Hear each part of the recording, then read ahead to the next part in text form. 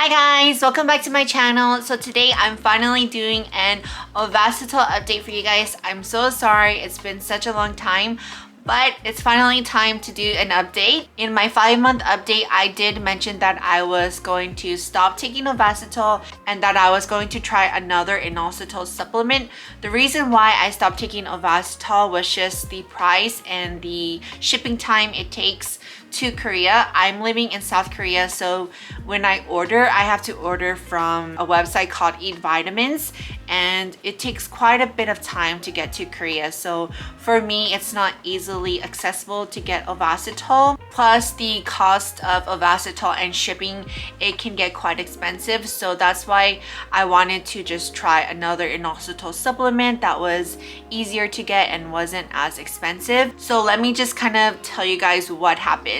I think my 5-month update video was uploaded in October of 2021. After that video, I had a little bit of Ovasitol in my canister left to finish up.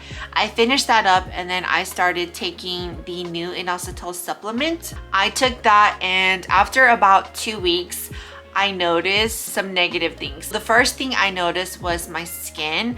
My skin became very oily. I started breaking out and cystic acne all over my face in spots that I don't usually break out on. And I also noticed my skin texture was like very leathery. It didn't look normal. I can't explain it, but anyways, my skin was just horrible. It was becoming like the worst that it has been in years. And then another negative thing that I noticed was I started getting a lot of facial hair, like on the sides of my cheeks, under my chin, and it was just crazy because I've never seen that much facial hair on my face before. And then I also noticed I was having a lot of cravings again. I was starting to kind of binge eat again, and I just realized like I had made a huge mistake by stopping Ovasitol. I believe after 2 or 3 weeks of taking the other inositol supplement, I finally decided to order Ovasitol again. And unfortunately, since it takes about 3 to 4 weeks for Ovasitol to arrive to my apartment in Korea, I had to continue taking the other inositol supplement. And it was just like a horrible month for me. I was just waiting for my Ovasitol to come. I believe my Ovasitol finally came at the end of December or January. So after I received Ovasitol in the mail, I started taking it again, and within 2 weeks I noticed my symptoms kind of were going back to normal. But one thing was that my chin and my face was not clearing up. I was still breaking out a lot, and it took about 3 to 4 months for my skin to finally clear up. And even now I'm still getting random breakouts, but something that kind of helped my skin clear up more was this bentonite detox. So while I was taking Ovasitol, I started to do this 2-week parasite cleanse. I took this bentonite detox, and then I also was taking this wormwood complex. So these 2 products I was taking for 2 weeks, and during those 2 weeks my skin cleared up so much. So if you guys are having a lot of trouble with acne or breakouts, definitely give this bentonite detox a try. It just cleared up my chin so much, and I have ran out of this, so I definitely am gonna order it again because I noticed I'm getting a few little pimples here and there, and my skin was just amazing when I was taking this. So I'm gonna continue to take this along with Ovasitol to help keep my skin clear. But yeah, anyways, after a few months of taking Ovasitol, I finally feel like I'm back to normal, and I regret stopping it so much. I feel like my PCOS symptoms are under control. It's still not 100% better, but definitely Ovasitol helps me with my cravings and my appetite. I always feel very full when I just eat a small amount. I don't have like crazy food cravings like I used to.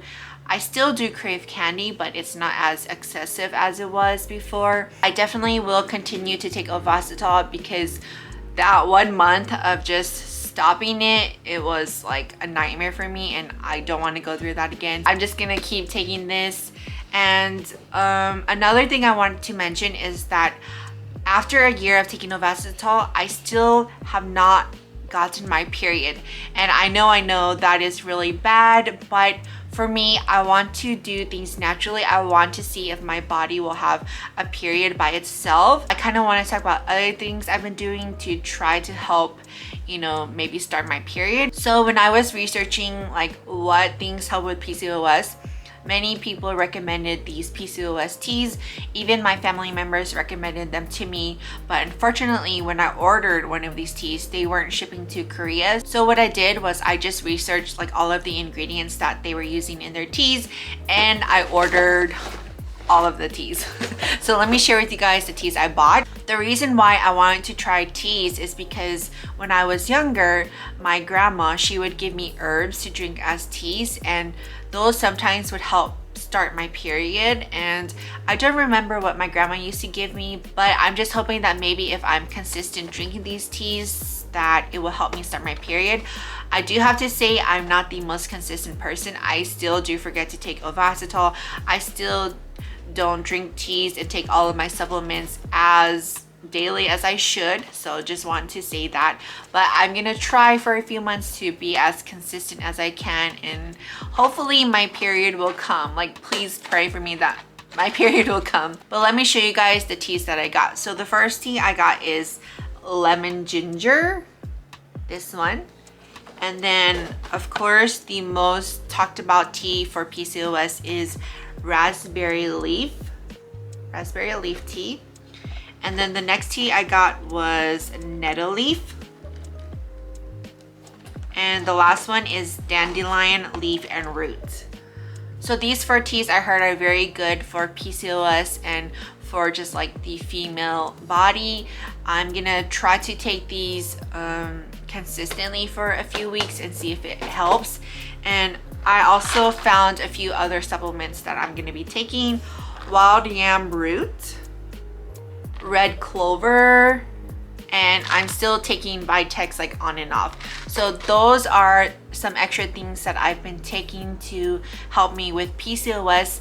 Again, I want to say, like, I'm not taking them consistently, so I'm not sure if they are going to work or not. Another thing I want to say is that I am not a medical professional, so please consult with your doctor and do your own research before you try these supplements.